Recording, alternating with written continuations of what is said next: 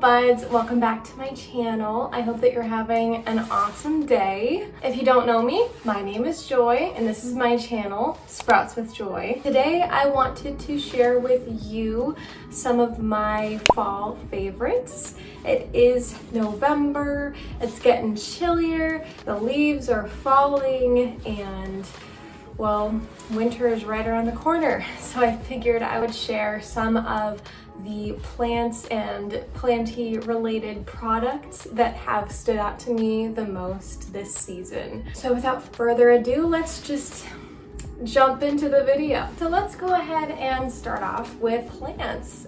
Why not? The first plant that I want to talk about is my Scindapsus trubii Moonlight. Now, I managed to find this one at Walmart. It's Acosta Farms Scindapsus trubii Moonlight. These guys used to be like a lot more difficult to come by, but now I feel like they're pretty relatively common. I don't know, it just depends on where you are, I suppose, but this plant has put out a lot of lovely new leaves for me. She's done nothing but thrive. Like, I've had honestly zero problems from her this entire time.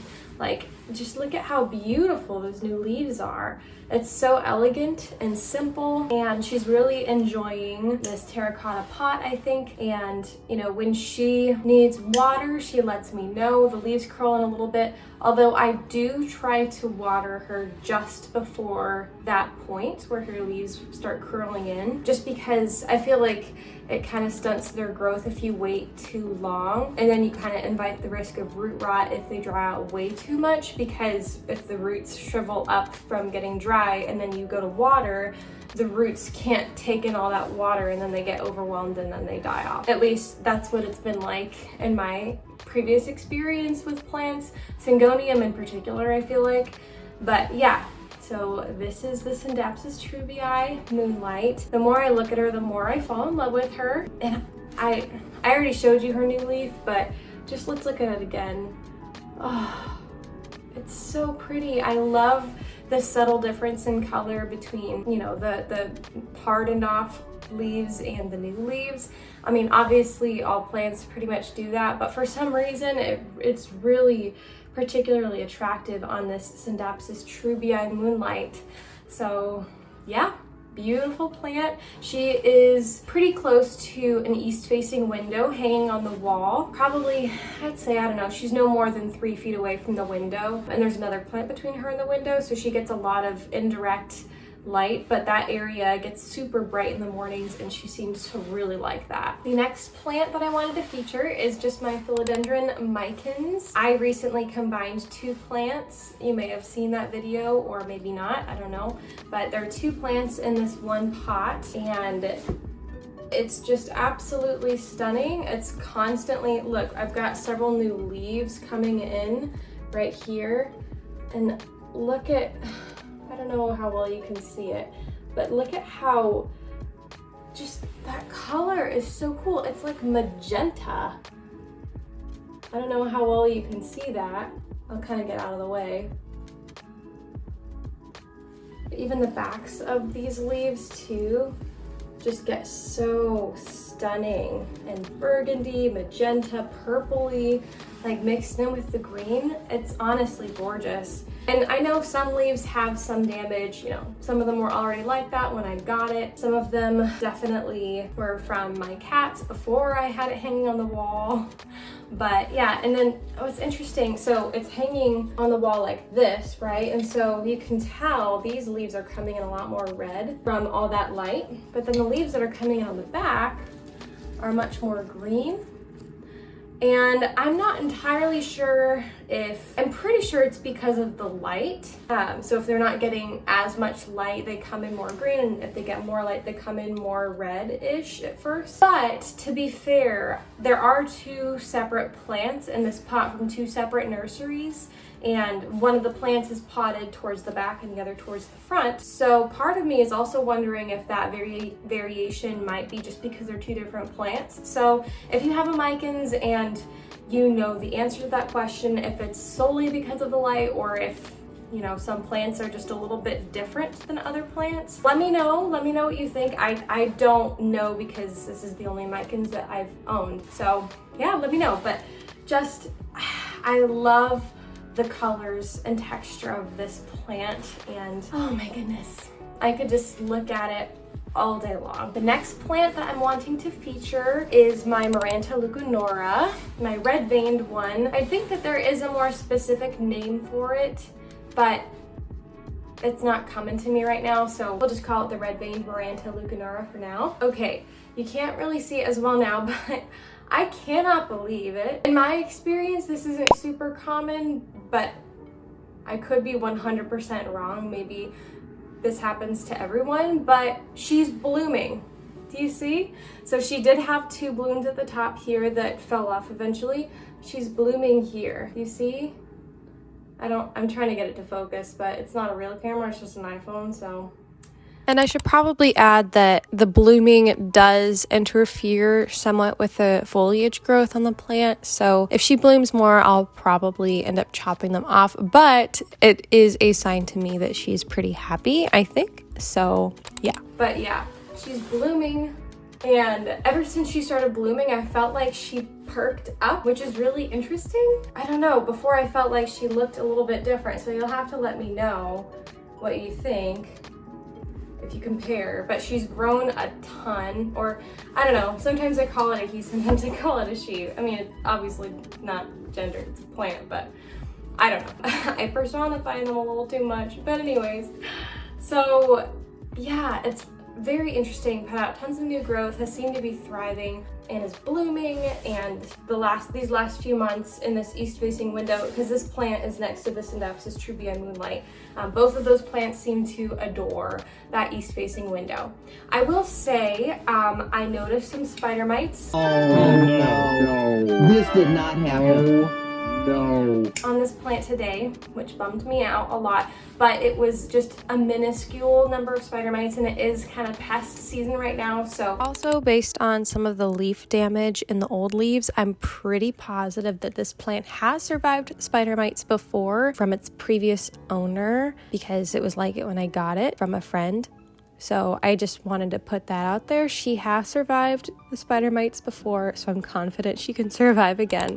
I'm placing this plant kind of far away from this corner, away from all my other plants to feature it right now. But she has undergone pretty intense treatment. Yeah, I have a little bit more work to do, but there's a video that I watched that's a really thorough video, so I'll probably link that down below for you in case you're curious on how to take care of spider mites. They just look like little white dots, and on the backs of the leaves. Honestly, it looks almost like dust. Like, you probably wouldn't notice it in most cases unless it's a more severe case. But they're just like in the tiny crevices. They're a little bit tricky to get rid of, but I mean, there are ways to handle it. So, sorry, this is a whole aside. I'm just like sitting here staring intently at the leaves. But yeah, so there is a small case of spider mites, and I had a few other of my prayer plants that came down with spider mites. But again, they're all very mild cases, but I want to take it seriously and kind of nip it in the bud so that, you know, I'm also constantly checking all of my other plants to make sure they're all good.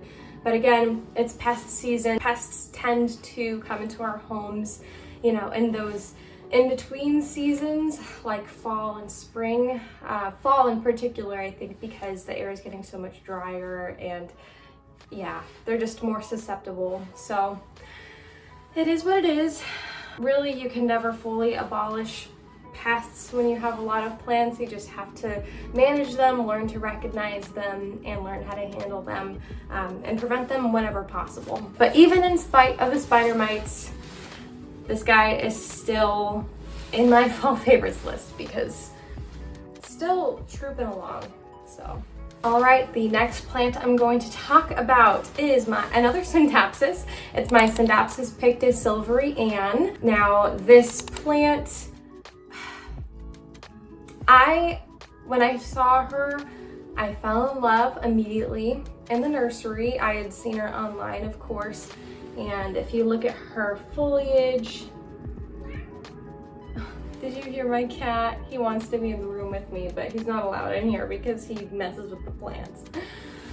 Anyway, if you see the foliage, it's somewhat similar to the Syndapsis Pictus argyrius, but I will say the leaves feel a little bit different. It's hard to describe, but the leaves are a little different. And then also, if you notice, the silver variegation is different. It's a little bit more splashy and concentrated and abundant towards the tips. So it's slightly different. But I will say, this plant did give me some trouble.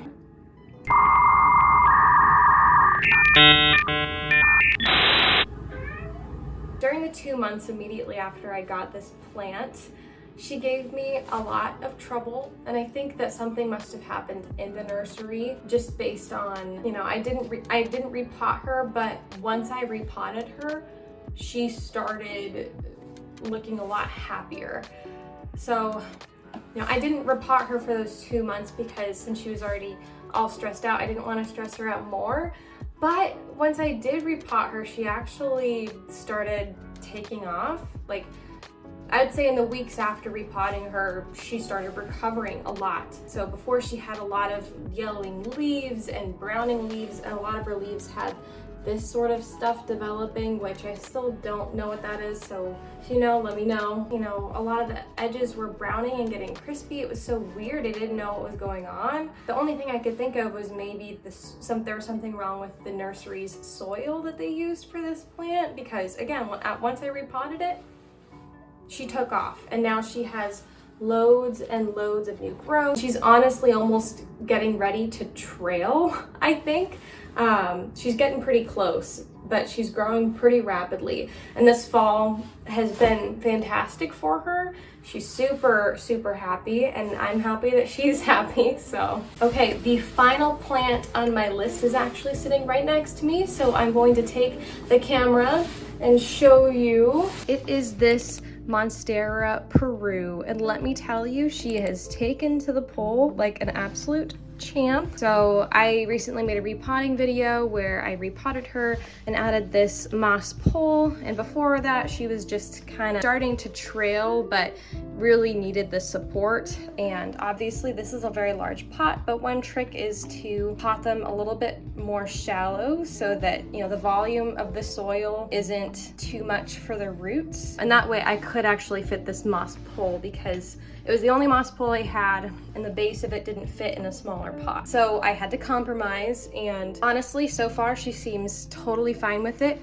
And also, she had a weird crook in her stem from not having any support, and since then she's completely corrected that. And, you know, she's putting out a new leaf right here and is absolutely gorgeous, and I couldn't be happier with her. I'm super proud of her, and I just think it's so cool how plants can just adapt, and they realize that there's support there, and they learn and they grow. And I think that she's much, much happier. Oh, there's a cat here. She's much, much happier having this support.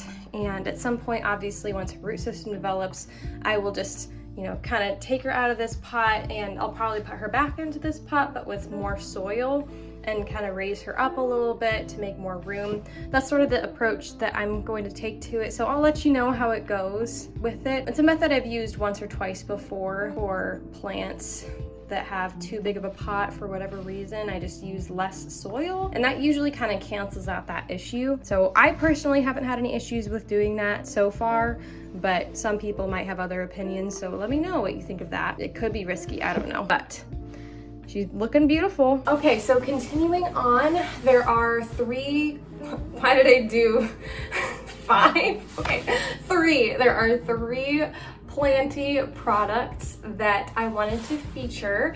Now, I'm not affiliated with any of these products, but they are products that I use a lot, and I figured I would show you. Products, ideas, concepts, whatever you want to call them. So the first thing, I just wanted to show you the soil that I use. It is the De La Tanks soil mix. Oh my goodness, this stuff is fantastic. I used to mix my own soil like a lot of plant people out there, and you can see right here what the ingredients are.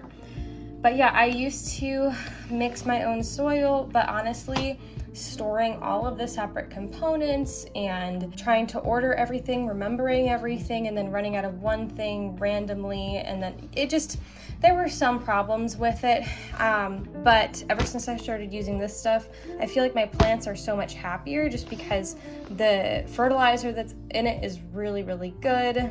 The quality of that compost is great, and then all of those other soil amendments are super great for having aerated soil. So in my experience so far, it's been fantastic. This is my second bag that I've ordered. It's a 16 quart, so this is my second 16 quart bag, and I'm almost kind of out of it, and I have another one that's on the way because I have a big repotting job to do soon. So if I show you what it looks like, this is the soil, and it is actually made by our very own Becca de la Plants, who is a very popular plant YouTuber. So if you watch me, there's no way you don't watch her. Now my hand's all dirty, but whatever. So she developed this soil with Tank's green stuff, and honestly, it's so good, and I could not recommend it enough. All right, the sun is starting to set, so I better hurry and knock out these last, why did I do it again? These last two planty product situations. So this isn't actually a product per se, it's more an idea. I saw it on Instagram or something like that, just on a reel, but it's really, so it's not this plant itself, this is just an Enjoy pothos. But I don't know how well you can see, but really it's the idea of pinning vines back into the soil rather than chopping and propagating to get a fuller plant. If you have some long vines that you want to put back into the pot, you can just kind of wrap them back in and pin them in using whatever method, like whatever object you can find that works. I've seen people use bobby pins or paper clips that you've just kind of stretched out and then put in there. So really, you can use whatever you can find. For me, here, I'll pull one out real fast. It's this. It came with this moss pole that the Monstera Peru's on actually, but I knew I was going to use plant Velcro to secure the plant, but this just came with it. And I'm sure there are different products that you can find that would be good for this. But yeah, if you put the vines back into the soil with kind of the nodes facing down, and those aerial roots facing down, it will start to root into the soil like it would if you propagated it. And I've done this to 2 plants so far in the last few months, and they're really much fuller. This used to be very long and gangly and not quite as attractive, but now it's looking very full. So if you're looking to do that and you don't want to take the risk of chopping and propping, if you haven't had luck with that, this seems to be a pretty solid method. Okay, and the final product or plant related thing or whatever on my list is actually a digital hydrometer or thermometer or whatever you want to call it. You can get them off of Amazon for somewhere in the realm of $10. They're really not too expensive, and I view them as an absolute necessity, especially going into the winter months where it can get really cold and really dry. So if you have any plants that are sensitive to humidity, which would include prayer plants, some philodendron, especially if you have some rarer varieties, quite a few other plants, I would say most plants would appreciate a boost in humidity, unless they're a desert plant. Obviously those guys want a drier climate, but if you have any tropical plants, pretty much all of them would benefit from high humidity, or humidity that's at least around the 50% mark, ideally around the 60% mark. Now, you do want to get that balance between high humidity for your plants that they would like versus, humidity that's not good for your home and for the development of mold or anything like that. So that's a whole other topic. So you want to be careful, but in general, I would say having one of these hydrometer, thermometer, digital things that can just kind of read the environment in your home. It's fantastic for you as a plant owner to be aware of what your environment is like and how you can best take care of your plants. I personally just love to know where it's at, and that can help me to rule out any issues that my plants are having. If I know for a fact that they're getting high humidity, then I know the issue is not low humidity, for example. I mean, that's kind of obvious, but I really appreciate having all of the knowledge and data that I possibly can at my disposal. So if I know exactly what's going on in my plant's environment, that's great. And these guys are so easy to set up. You just buy them, turn them on, set them up, and they're there. I currently only have one, but I am hoping to purchase a few more because with the one I just kind of move it around if I'm curious, but it will probably be more convenient if I get a few more for some of the other rooms that have a lot of sensitive plants in them, just so I can keep an eye on things and how they're doing. All right, well, that is going to be it for my fall favorites video. So I really hope that you enjoyed the video, and if you did, please consider liking and subscribing. Every little bit helps. So yeah, I hope that you have a wonderful and blessed day. Bye-bye.